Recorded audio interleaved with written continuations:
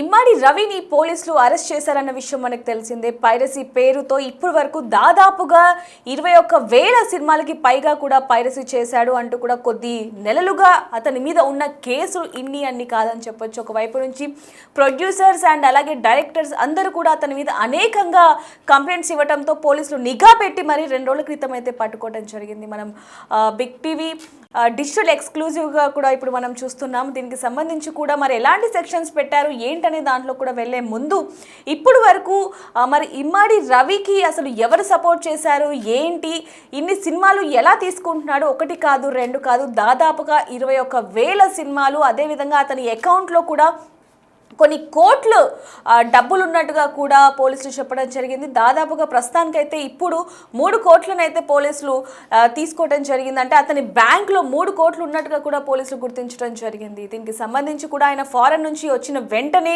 కుక్కట్పల్లిలో ఉన్న తన సొంత ఇంటికి వెళ్ళడం జరిగింది. అక్కడికి వెళ్ళాడంటూ కూడా ఇన్ఫర్మేషన్ రావడంతో పోలీసులు ఊటావుటన వెళ్ళి అతన్ని అరెస్ట్ చేయడం జరిగింది. ప్రస్తుతానికి ఇప్పుడు రిమాండ్లో ఉన్నాడు అంటూ కూడా అధికారులు చెప్తున్నారు. మరి దీనికి సంబంధించి ఇమ్మాడి రవికి అడ్వకేట్ ఎవరు లేరా, అసలు ఈ కేసు తీసుకుంటారా అనే క్వశ్చన్ మార్క్ మాత్రం పెద్దగానే ఉందని చెప్పొచ్చు. ఎందుకంటే పైరసీ పేరుతో ఎన్నో వేల సినిమాలను ప్రజలకు అందిస్తున్నాడు. బెప్పం అండ్ అలానే ఐబొమ్మ అనే వెబ్సైట్ని కూడా ఎంత యాక్టివ్గా ఉంచుతున్నాడు అనేది కూడా మనం చూస్తున్నాం. ఏ మూవీ అయినా సరే రిలీజ్ అయిన కొన్ని గంటల్లోనే ఆ వెబ్సైట్లో ఉండటం, అనేక మంది కూడా ఆ మూవీని ఫ్రీగా చూడటం అనేది కూడా మనం చూస్తున్నాం. దీనికి సంబంధించి కూడా అదొక్కటే కాకుండా అనేక ఆరోపణలు కూడా ఉన్నాయని చెప్పొచ్చు. మనీ లాండరింగ్ కేసులో కూడా అతని మీద అనేక కేసులు ఉన్నాయి. మరి దీనికి సంబంధించి ఇప్పుడు వరకు కూడా ఇమ్మాడి రవి మీద ఎవ్వరు కూడా అతను అడ్వకేట్ పెట్టుకోని పరిస్థితి కనిపిస్తుంది. కానీ నేను ఇమ్మాడి రవి కేసుని తీసుకుంటాను అంటూ కూడా ఒక లాయర్ ముందుకు రావడం జరిగింది. దానికి సంబంధించి కూడా ఇప్పుడు మనతో పాటు మాట్లాడడానికి ఇమ్మాడి రవి లాయర్ సలీం గారు మనతో పాటు ఉన్నారు. ఒకసారి ఆయనతో మాట్లాడి అసలు ఏమేమి కేసెస్ ఉన్నాయి ఏంటనే విషయాలు కూడా తెలుసుకుందాం. సార్ నమస్తే అండి. నమస్కారం సార్ నమస్తే. ఇమ్మాడి రవి, ఐబొమ్మ రవి అంటే ఇప్పుడు తెలియని వాళ్ళు ఎవరు కూడా లేరని చెప్పొచ్చు. అలాంటిది అతని మీద ఇన్ని కేసులు ఉన్నప్పటికీ కూడా ఒకవైపు నుంచి చూసుకుంటే మనీ లాండరింగ్ కేసు ఉంది, అలాగే ముఖ్యంగా ఇక్కడ బెట్టింగ్ యాప్కి సంబంధించి కూడా ఉందని చెప్పొచ్చు. అందులో మెయిన్గా ఇక్కడ చూసుకుంటే మూవీ పైరసీ ఏ విధంగా చేస్తున్నాడు అనేది కూడా చూస్తున్నాం. గతంలో నుంచి కూడా దీని మీద పోలీసులు ఎంత పెద్ద నిఘా పెట్టారనేది కూడా మనకు తెలుసు. అలాంటిది ఇప్పుడు ఇన్ని సెక్షన్స్ ఉన్నా కూడా దాదాపుగా అతని మీద ఉన్న సెక్షన్స్ కూడా 318(4) కూడా ఉంది. అంటే 7 ఏళ్ళు కూడా జైలు శిక్ష, నో బెయిల్ అని చెప్పొచ్చు. అలాంటిది ఈ కేసుని మీరెందుకు తీసుకోవాలనుకున్నారు, అసలు ఏంటండి? లేదు, ప్రతి ముద్దాయికి ఒక లాయర్ కావాలి. సో ఇది సోషల్ ఇష్యూ ఉంది. ప్రజల్లో మంచి సానుభూతి వస్తుంది ఇమ్మడి రవికి. నేను వాళ్ళ ఫాదర్ కి వెళ్ళి మాట్లాడిన తర్వాత నాకు అసలు ఈ రోజుకి 1 మిలియన్ వ్యూస్ వచ్చాయి. ఆ 1 మిలియన్ వ్యూస్ లో అసలు 300 పీపుల్ అయితే సార్ మేము మీకు డబ్బులు ఇస్తాం, మీరు ముందర వెళ్ళండి అని ఒక మాస్ గ్యాదరింగ్ సపోర్ట్ వస్తుంది. సో సోషల్ ఇష్యూ ఉంది, నాకు కూడా మంచి రికగ్నిషన్ వస్తుంది ఈ కేసు వల్ల అని తీసుకున్నాను. దాని తప్ప ఇంకా ఏం లేదు.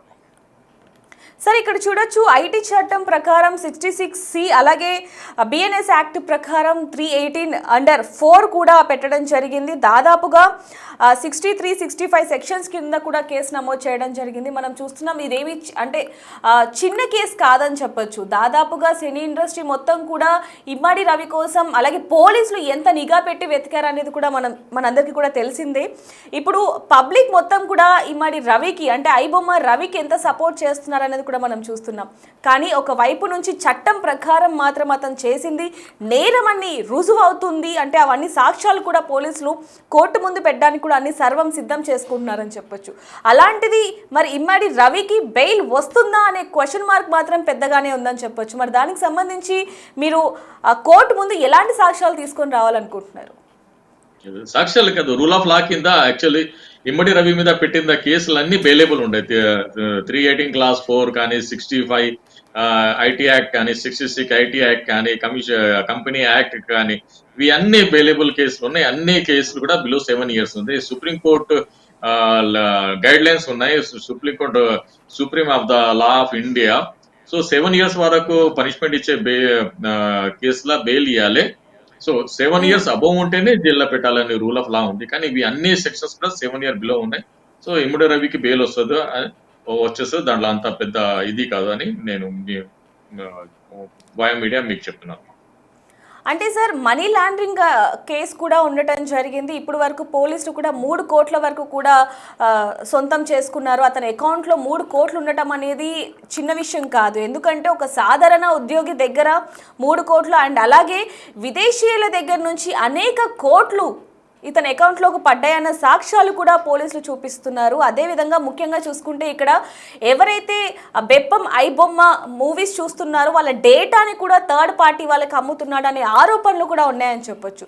మరి ఇవన్నీ కూడా చూసుకుంటే బెయిల్ అనేది కొంచెం కష్టం అనే విధంగానే తెలుస్తుంది. మరి దీని మీద మీరు ఏ విధంగా ముందుకు వెళ్తున్నారు? లేదు, బెయిల్ అయితే ఏ కష్టం లేదు. చాలా సింపుల్ గా మనం తీసుకురావాలి అని మనం ట్రై చేస్తాను. అంత హారబుల్ ఈ కేసులో రవి చేసిన తప్పుల ఆయనకి యావజీవ శిక్ష పడదు, ఉరి శిక్ష అయ్యదు. సో ఉరి శిక్ష అయ్యేస్తే, యావజీవ శిక్ష అయ్యేస్తే life imprisonment is serious offence. Even though 10 years rigorous punishment ఉన్న కేసుకి సీరియస్ నేచర్ అంటారు. కానీ 10 years కంటే అంటే 7 years వరకు ఉంటే దాన్ని అఫెన్సే. కానీ మరి అంత రిగ్రెస్ ఇంప్రెస్మెంట్ ఎక్కువ గ్రావిటీ ఉండదు ఇండియన్ ఐపీసీ కేసులు అని నేను మీకు వాదిస్తున్నాను. సార్ ఒకవైపు నుంచి చూసుకుంటే పబ్లిక్ మొత్తం కూడా అతనికి సపోర్ట్ చేస్తున్న పరిస్థితి కనిపిస్తున్నప్పటికీ అతను మాత్రం చట్టరీత్యా నేరం చేశాడనే చెప్పొచ్చు. మూవీస్ అన్నిటిని కూడా పైరసీ చేయడం అనేది చట్టరీత్యా నేరం. మరి దీన్ని ఏ విధంగా చూడొచ్చు అంటారు? లేదు, అదే కదా ఇప్పుడు మీరు చెప్పింది కరెక్ట్ ఉంది. పబ్లిక్ ఆయన చేసిన నేరకి కానీ పబ్లిక్ సపోర్ట్, ఫుల్ సపోర్ట్ ఉంది. ఈ ఇన్క్లూడింగ్ సినిమా ఇండస్ట్రీ వాళ్ళు కూడా సపోర్ట్ చేస్తున్నారు. సో ఎందుకంటే ఆ ఏమంటారు, హీరోస్ కి పే చేసే హై పేడ్ చేస్తున్నారు. 100 crores 50 crores పే చేసి ఒక హీరోకి 200 crores ఆ సినిమా తయారు చేస్తున్నారు. సో ఆ బడన్ మొత్తం కామన్ పబ్లిక్ మీద చేస్తున్నారు. ఇప్పుడు చూడండి, ఇడ్లీ దోశ 50 రూపాయలకి దొరికితే తింటారా? అదే ఇడ్లీ దోశ 500 రూపాయలకి అంతే ఎవరిది ఇది చేస్తారు చెప్పండి. So cinema is a consume ఉంది, అది ఎంటర్టైన్ ఉంది, అది ప్రాఫిట్ బిజినెస్ కాదు. అది సోషల్ ఒక ఆర్ట్. అది ఆ ఆర్ట్ ని ఇలా ఏమంటారు ఆ హై రేట్ లా అమ్ముతున్నారంటే చాలా బాధాకరంగా ఉంది. Even though education also, medical also, ఇండియాలో మెడికల్ అయినా ఎడ్యుకేషన్ ఇవి అన్ని బిజినెస్ కాదు, ఇది సర్వీస్, ఇది సోషల్ సర్వీస్. సో సార్ ఇప్పుడు మీరు దాన్ని సర్వీస్ అంటున్నారు, అసలు ఏ విధంగా సర్వీస్ అవుతుంది? ఎందుకంటే అప్పుడే రిలీజ్ అయిన అంటే ప్రొడ్యూసర్స్ అందరూ కూడా కోట్లు పెట్టి పెట్టుబడి పెట్టి డైరెక్టర్స్ అందరూ కూడా సినిమాలు తీస్తూ ఉంటారు. అలాంటిది థియేటర్లోకి వెళ్ళి చూడాలి, వాళ్ళకు కొంచెం కలెక్షన్స్ రావాలి అనుకుంటారు. అలాంటిది రవి అనే లాంటి వాళ్ళు మూవీ థియేటర్లోకి వచ్చిన కొన్ని గంటల్లోనే, కొన్ని రోజుల్లోనే వెబ్సైట్లో పెట్టడం, అదంతా కూడా ఫ్రీగా చూడడం అనేది ఏ విధంగా సర్వీస్ అనిపిస్తుంది సార్? లేదు, నేను ఈ సర్వీస్ కాదు అంటే సినిమా తయారు చేసేది సర్వీస్ అంటున్నాను నేను. సినిమా బిజినెస్ ఏముంది, అది service. Education also is service. So ఇప్పుడు మన ఆర్టిస్ట్ ఉంది, ఆర్టిస్ట్ ల మహిళకి ఫ్రీ ఇది చేస్తున్నారు, అది వెల్ఫేర్. అంటే artist is not a commercial department, ఇది వెల్ఫేర్ డిపార్ట్మెంట్. అంటే లాలా ఉన్న సెక్షన్స్ ఆఫ్ లా కింద నేను మీకు మాట్లాడుతున్నాను. సో ఆయన చేసింది రాబిన్ హుడ్ లాగా చేశాడు. ఆయన సినిమా దొంగతనం చేసి పలిచారని ఆరోపణ ఉంది. కానీ నేను దానికి డినై చేస్తాను, అది fact of the case come to the after the trial. అది అలిగేషన్స్ ఉన్నాయి. సో ఎంటర్టైన్ ఇండస్ట్రీలా అంతా డబ్బులు పెట్టేసి సినిమాలు తీస్తున్నారు, అది ఒక కామన్ మీద పడుతుంది, అది బర్డన్ అని కామన్ పీపుల్ దానికి సపోర్ట్ చేస్తున్నారని చెప్తున్నాను మీకు. ఓకే సార్, మీరు అన్నట్టుగానే కామన్ పీపుల్స్ కూడా చాలా మంది కూడా సపోర్ట్ చేయడం జరిగింది. కానీ మధ్యతరగతి వాళ్ళు మాత్రం వేలు పెట్టి మేము థియేటర్స్లోకి వెళ్ళలేము, ఎందుకంటే ఒక్కరికి ఒక 500 అయినా సరే, చిన్న సినిమాలు అంటే పర్లేదు, కానీ పెద్ద సినిమాలకు మాత్రం వేలు పెట్టాల్సి వస్తుంది, అసలు మేము వెళ్ళలేని పరిస్థితి అంటూ కూడా కొంతవరకు సపోర్ట్ చేస్తున్నప్పటికీ కూడా అంటే ఆయన కేసు అంటే ఇప్పుడు చాలా మటుకు ఎన్నో కేసెస్ ఉన్నాయి, కానీ మీకెందుకు రవి కేసే తీసుకోవాలనిపించింది? అండ్ అలానే రవితో కానీ లేకపోతే రవి ఫాదర్తో కానీ మాట్లాడే ప్రయత్నం ఏమైనా చేశారా? అదే నేనైతే అదే రవి బిలాంగ్స్ టు విశాఖపట్నం, అంటే నా గుండె దగ్గరే ఉన్నాడు Ravi. So my moral responsibility, my heart beat అదే పలుకుతుంది రవి కేసు తీసుకున్నాలని. సో వాళ్ళ ఫాదర్ తో మాట్లాడిన తర్వాత చాలా ఇన్నోసెంట్ గా ఉన్నాయి. సో ఇటువంటి కేసులు సోషల్ ఇష్యూలా నేను ముందుకు వస్తాను, కేసు తీసుకుంటాను, దాన్ని వాదించేసి న్యాయం చేసి విధి విధానాలు నేను ఉంటాను. సో అదే ఉంది ఇప్పుడు. Ravi belongs to Visakhapatnam, I'm belongs to అంటే Visakhapatnam. Sir sorry matter sorry sir మధ్యలో మాట్లాడిస్తున్నందుకు. అంటే ఇన్నోసెంట్ అన్నారు, ఇక్కడ ఎవరిని ఇన్నోసెంట్ గా చూడాలి అంటారు? అంటే రవినా లేకపోతే రవి ఫాదర్నా? నేను రవికి కూడా ఇన్నోసెంట్ గా చూస్తాను, రవి ఫాదర్ కి కూడా ఇన్నోసెంట్ గా చూస్తాను, రవికి సపోర్ట్ చేసిన మాస్ గ్యాదరింగ్ కూడా నేను ఇన్నోసెంట్ చూస్తానమ్మా. అంటే అది అది ఎందుకు నా అంటారు సార్ మీరు ఆ వర్డ్ ని మెన్షన్ చేయడానికి గల రీజన్ ఏంటి అసలు? సార్. బిఫోర్ అంటే ఆయన ఏమంటారు, రవి అయినా రవి ఫాదర్ అయినా ఎవరైనా నేరం రుజువు కోర్టు రుజువు చేస్తారు. అది ఆయన మీద పడింది. ఇప్పుడు అలిగేషన్స్ ఉన్నాయి, ఆరోపణలు ఉన్నాయి. So every person innocent. After verdict వచ్చిన తర్వాతనే దాని మీద మనం ఇది చేస్తాము. సో మన Indian law before court judgment every person is innocent. So ఇది విధి విధానం ఉంది, నేను మీకు చెప్తున్నాను. అంటే సార్ ఒక వైపు నుంచి మనీ లాండరింగ్ అనేది కూడా చిన్న కేసు కాదు. ఇప్పుడు వరకు కూడా అతని అకౌంట్లో భారీగాని నగదు ఉంది అంటూ కూడా పోలీసులు గుర్తించడం జరిగింది. మరి దీనికి సంబంధించి మీరు ఏం చెప్తారు? అసలు ఎలాంటి సాక్ష్యాలని మీరు పోగు చేస్తున్నారని చెప్పొచ్చు? రేపు మళ్ళీ నాంపల్లి కోర్టు కూడా మీరు హాజరవబోతున్నారు. మరి అక్కడ ఎలాంటి సాక్ష్యాలను హాజరుపరచాలనుకుంటున్నారు? రవితో అసలు ఏం మాట్లాడాలనుకుంటున్నారు మీరు? లేదు, మనీ లాండరింగ్ కేసు అంటే, మనీ లాండరింగ్ అంటే ఇక్కడ ఉన్న డబ్బులు తీసుకుపోయి వేరే కంట్రీలా పెట్టేసి మరి రీవర్స్ వస్తుంది, అది మనీ లాండరింగ్. ఇది ఆయన మనీ లాండరింగ్ ఏం చేయలేదు కదా. ఆయన విదేశీయుల దగ్గర నుంచి కోట్ల కొద్దీ డబ్బు రవి అకౌంట్ లో పడింది అనేది కూడా పోలీసులు సాక్ష్యాలతో సహా కోర్టులో చూపించబోతున్నారని చెప్పొచ్చు. మరి దీనికి సంబంధించి ఏం చెప్తారు? ఎర్నింగ్ కావచ్చు కానీ మనీ లాండరింగ్ కాదు. ఆయన సంపాదించుకోవచ్చు కానీ మనీ అంటే లాండరింగ్ కాదు. ఒక మనీ లాండరింగ్ మధ్యతరగతి అంటే వ్యక్తి కోట్లు సంపాదించడం అనేది సాధ్యం అవుతుంది అంటారా? ఎందుకంటే వాళ్ళ ఫాదర్ కూడా చెప్పడం జరిగింది, వాళ్ళ ఫాదర్ పరిస్థితి ఎలా ఉందనేది కూడా మనందరం కూడా కళ్ళారా చూసాం. అలాంటి కుటుంబం నుంచి వచ్చిన రవి ఈరోజు కోట్ల కొద్దీ డబ్బు, అలాగే ఒక విల్లా అనేది ఇలా విదేశాలకు ఏ విధంగా వెళ్తున్నాడు, ఫారెన్ ట్రిప్స్ అవి ఇవన్నీ ఎలా వెళ్తున్నాడు అనేది కూడా మనం చూస్తున్నాం. మరి ఇవన్నీ కూడా అతనికి ఇంత డబ్బు అసలు ఎక్కడి నుంచి వచ్చింది అనుకోవాలి? మధ్య తరగతి నుంచేనే హీరో పుడతారమ్మా. ఇప్పుడు అలన్ మాస్క్ ఉన్నాడు, ఆయన ఒక మిడిల్ ఫ్యామిలీ నుంచేనే కదా సౌత్ ఆఫ్రికాలో పుట్టేసి ఈరోజు అమెరికాలో వెల్తీ పర్సన్ ఉన్నారు. So he choice is way he earn the money. So తెలుసా, ఒకరికి అవకాశం దొరుకుతుంది, ఒకరి అవకాశం దొరకదు. సో ప్రతి పర్సన్ మిడిల్ ఫ్యామిలీ నుంచేనే పైకి వస్తాడు. ఇప్పుడు మన మైక్రోసాఫ్ట్ ఉన్నారు, సత్యానంద్ లా ఉన్నారు, కానీ ఇప్పుడు మన వేరే ఉన్నారు కదా, వాళ్ళందరూ ఒక మిడిల్ ఫ్యామిలీ నుంచినే వచ్చారు, మిడిల్ ఫ్యామిలీ నుంచినే గ్రోత్ అయ్యారు. అంటే రవి సరైన దారిలో వెళ్ళే ఈ డబ్బులు సంపాదించారు అంటున్నారా మీరు? అది ఒక డిబేటబుల్ ఇష్యూ ఉంది కదా, అందుకే కదా ఈ రోజు మీరు నన్ను చర్చిస్తున్నారు, is it way is right or wrong అని. So it will be come true after the ఏమంటారు కేస్ ట్రయల్ తర్వాత. So before case trial I'm feel every person is innocent. Sir వాళ్ళ ఫాదర్ ఏమంటున్నారు? అంటే ఈ కేసు మీరు టేకప్ చేస్తాను అన్నప్పుడు వాళ్ళ ఫాదర్ నుంచి వచ్చిన ఫస్ట్ రియాక్షన్ ఏంటి? అందులో వాళ్ళ ఫాదర్ ఎలాంటి వ్యక్తి అనేది కూడా, అంటే కొంచెం మధ్యతరగతి కుటుంబం అనేది కూడా మనకు తెలుస్తుంది. సో అసలు ఎలా రియాక్ట్ అయ్యారు ఏంటి? అంటే ముందు నుంచి కూడా మేము అడ్వకేట్ని పెట్టుకోము, అంత స్తోమత లేదు అన్న రవి ఫాదర్ ఇప్పుడు మిమ్మల్ని అడ్వకేట్గా పెట్టుకోవడం జరిగింది ఈ కేసులో. మరి అసలు ఏమన్నారు ఏంటి? ఫస్ట్ నేను వెళ్ళి అప్పారావు గారు అని పిలిచాను. పిలిస్తే ఆయన వచ్చి సార్ మీరు అప్పారావు గారు ఎందుకు అంటున్నారు సార్, నాకు అప్పారావు అని పిలవండి అంటున్నాడు ఆయన. మరి నేను వెళ్ళిన తర్వాత ఆయన ఇంజనీర్ ఎవరు ఉంటారు, బిఎస్ఎన్ఎల్ ఇంజనీర్ లాగా నా ఫేస్ ఉంది అంట. ఆయన లేదు సార్ మీరు అలానే కనిపించారు, నాకు అది లేదు, నేను లాయర్ గా ఉన్నానంటే. సరే సార్ మీరు ఇంత పెద్ద మనిషి ఎలా వచ్చారు ఇలా అని మనం మాట్లాడిన తర్వాత, సార్ నాదన్న సోమత లేదు సార్, నేను పైసలు ఇవ్వలేను మీకంటే.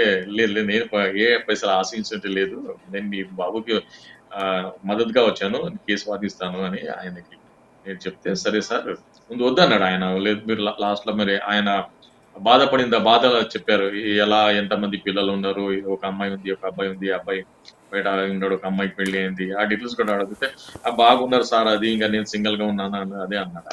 లేదు మీరు సింగిల్ గా ఉన్నారు, మరి మీకు హెల్పింగ్ ఏమంటే, లేదు నా పని నేనే చేసుకుంటాను అది అని, దాని మీదనే మనం డిస్కస్ చేసాం సార్. అది ఆయన ఫస్ట్ రియాక్షన్. అప్పుడు ఆకలితో ఉన్నాడు ఆయన. నేను చెప్పండి. రవికి సంబంధించి మరి ఎలాంటి విషయాలు మీరు తెలుసుకున్నారు? ఎందుకంటే ఒక కేసు టేకప్ చేయాలి అంటే ఖచ్చితంగా వాళ్ళ గురించి అన్ని విషయాలు కూడా తెలుసుకోవాల్సిందే. మరి ఇంత డబ్బు ఎక్కడి నుంచి వచ్చింది అంటున్నారు రవి ఫాదర్? అలాగే రవి గురించి ముఖ్యంగా రవి ఫాదర్ ఏమంటున్నారు? లేదు, రవి ఫాదర్ కి అసలు ఫ్యాక్ట్ ఆఫ్ ద కేసు ఏం తెలియదు. Ravi father is admitting Ravi is his own son. అది ఆయన వరకు చదివి అమ్మాయిని పెళ్లి చేసుకున్నాడు. వాళ్ళ కోడలు చాలా ముద్దుగా చాలా మంచిగా ఉంటదని ఆయన చెప్పాడు. అమ్మాయి కూడా ఒక మంచి ఆఫీసర్ డ్యూటీలా పనిచేస్తుందని ఆయన అన్నాడు. ఆ రవికి ఒక బిడ్డ కూడా ఉంది, ఆయమ్మ కూడా చాలా ముద్దుగా ఉంది అని ఆయన మీరు చెప్పారు. వాళ్ళ నేను వైఫ్ తో ఏమన్నా మాట్లాడే ప్రయత్నం ఏమన్నా చేశారా? డీటెయిల్స్ కానీ ఏమన్నా? ఎందుకంటే కొన్ని వార్తల్లో మనకు కొంతమంది చెప్తున్నారు కేవలం వాళ్ళ వైఫే పట్టించింది అంటూ కూడా. మరి కొన్ని వార్తల్లో మాత్రం లేదు, పోలీసులు నిఘా పెట్టడం ద్వారా రవి పోలీసులకి చిక్కాడు అనే వార్తలు కూడా వినిపిస్తున్నాయి. మరి దీనికి సంబంధించి క్లారిటీ తీసుకున్నారా? లేదు, అది ఆయనకి అయితే ఏం తెలియదు. నేను చేసిన ప్రజంప్షన్ ఏముందంటే, ఇప్పుడు ఆయన ఎక్కడ కూకట్పల్లి విల్లా ఉంది కదా, దాని మీద పోలీస్ నిఘా పెట్టారేమో. ఆయన వస్తే అక్కడ ఉన్న నేబర్స్ ఎవరైనా ఇంటిమేట్ చేస్తే ఆయన దొరికారని నేను నమ్ముతాను. ఓకే. సో మరి రేపు మీరు రవిని కలవబోతున్నారు. మరి దీనికి సంబంధించి ఎలాంటి ప్రశ్నలు రెడీ చేసుకున్నారు? నేను ఏ క్వశ్చన్ అడగను. ఆ పోలీసు రాసింది రిమాండ్ రిపోర్ట్ ఉంది, అది ఎంత పడుతుంది దాని మీద నేను ఆర్గ్యుమెంట్ చేసి అతను బయట తీయాలని విధి విధానాలు ఉంటాయి. I never ask any question to the Ravi. నేను ఒకటే హామీ ఇస్తాను, నేను నీకున్నాను, నువ్వు నన్ను నమ్ము, నేను బయట తీసి నీ ఏమంటే ఇండిపెండెంట్ లైఫ్ నేను ఇస్తాను. This is I will give the guarantee to him. అంటే ఇప్పుడు వరకు కూడా చూసుకుంటే రవి మీద చాలా స్ట్రాంగ్ కేసెసే ఉన్నాయని చెప్పొచ్చు. ఇందాక మనం అనుకున్నట్టుగా 318(4) కానీ లేకపోతే మిగతా కేసులు చాలా వరకు కూడా చూసుకుంటే బెయిల్ రాకుండా అంటే నాన్ బెయిలబుల్ కేసెసే ఎక్కువ ఉన్నాయి. అలాంటిది బెయిల్ వస్తుందా అనే క్వశ్చన్ మార్క్ పెద్దగా ఉన్నప్పటికీ మీరు మాత్రం చాలా ఈజీగా రవిని బెయిల్ మీద బయటికి తీసుకొచ్చేస్తాను అంటున్నారు. మరి దానికి సంబంధించి ఒక్కసారి సాక్ష్యాలు ఏమున్నాయని మరొకసారి ఏమైనా చెప్పగలరా? లేదు, ఈ కేసు ఏముంది, మనీ అఫెండర్ కేసు ఉంది. ఇది మనీతో రిలేటెడ్ కేసు ఉంది, కానీ ఎవరికి పర్సనల్ ఇంజురీ అది లేదు కదా. So this is the case is the only to money to related ఉంది. సో దీని మీద అంత గ్రావిటీ ఏమి ఉండదు. ఎవరైనా హాని చేశాడో, ఎవరైనా ఇంజురీ చేయలేదు కదా, ఎవరు బ్లడ్ ఏం ఇది చేయలేదు కదా, ఎవరికైనా ఇది చేయలేదు, సొసైటీకి హామ్ ఏం చేయలేదు, సొసైటీకి సపోర్ట్ చేశాడు. సో ఇటువంటి కేసు ఉంది, ఇది only money to related case ఉంది. సో అందుకే దీనిలో గ్రావిటీ ఏం లేదు అని నేను మీకు కన్విన్స్ చేస్తున్నాను. సార్, అంటే మీ మాటల్లో మాకు అర్థమవుతున్నది ఏంటంటే ఇది పెద్ద కేసు కాదు అనేది మీ మాటల్లో మాకు అనిపిస్తుంది. కానీ బయట కూడా చూసుకుంటే ఇప్పటి వరకు దాదాపుగా 21,000 సినిమాలు అంటే నాట్ ఏ స్మాల్ నెంబర్. కాబట్టి మరి దీనికి సంబంధించి మరి మీరు ఎందుకని అంత చిన్నగా తీసుకుంటున్నారు ఈ కేసుని? సార్, 20,000 సినిమాలు వాళ్ళ అలిగేషన్స్ ఉన్నాయి సార్. వాళ్ళ అలిగేషన్స్ మనీ లాండరింగ్ కావచ్చు, లేకపోతే విదేశీయుల మనీ లాండరింగ్ కేసే పెట్టలేదు, కేసు లేదు. ఐటీ యాక్ట్ ఉంది, ఆయన పైరసీ చేశారని మీ దగ్గర అంటే పాతది ఎఫ్ఐఆర్ కాపీ ఉంది కాబట్టి కొంచెం అందులో ఏమేమి సెక్షన్స్ పెట్టారు అనేది ఒకసారి డీటెయిల్ గా ఏమైనా చెప్పగలరా? బైహార్ట్ ఉంది కదా, 318(4) ఒకటి ఉంది, మరి 66, 65 ఐటీ యాక్ట్ ఉంది, మరి కంపెనీ యాక్ట్ ఉంది. దాని తప్ప ఇంకా ఏం లేదు. చెప్పండి. ఓకే, మరి దీనికి సంబంధించి కూడా 2 తెలుగు రాష్ట్రాలు కూడా ఎంతగానో ఎదురు చూస్తున్నాయని చెప్పొచ్చు. ప్రజలందరికీ కూడా ఒక దేవుడిగా మారిన మరి రవికి మళ్ళీ బెయిల్ వస్తుందా రాదా? ఎందుకంటే ప్రజల దగ్గర నుంచి మాత్రం రవికి ఎంతో సానుభూతి కనిపిస్తున్నప్పటికీ అతను మాత్రం చేసింది చట్టరీత్యా నేరం అనేది మాత్రం రుజువు అవుతుంది. దీనికి సంబంధించి కూడా సిపి సజ్జనార్ కూడా ప్రెస్ మీట్లో మాట్లాడడం జరిగింది. ఖచ్చితంగా మూవీస్కి సంబంధించి ఎవరైనా పైరసీ చేస్తే చట్టరీత్యా నేరం, ఖచ్చితంగా మేము యాక్షన్ తీసుకుంటామంటూ కూడా చెప్పారు. మరి దీనికి సంబంధించి కూడా మరి రవికి బెయిల్ వస్తుందా రాదా అనేది మాత్రం వేచి చూడాల్సిన సమయం అయితే ఉందని చెప్పొచ్చు. మరి మీకేమనిపిస్తుంది అనేది కూడా కింద కామెంట్ చేయండి.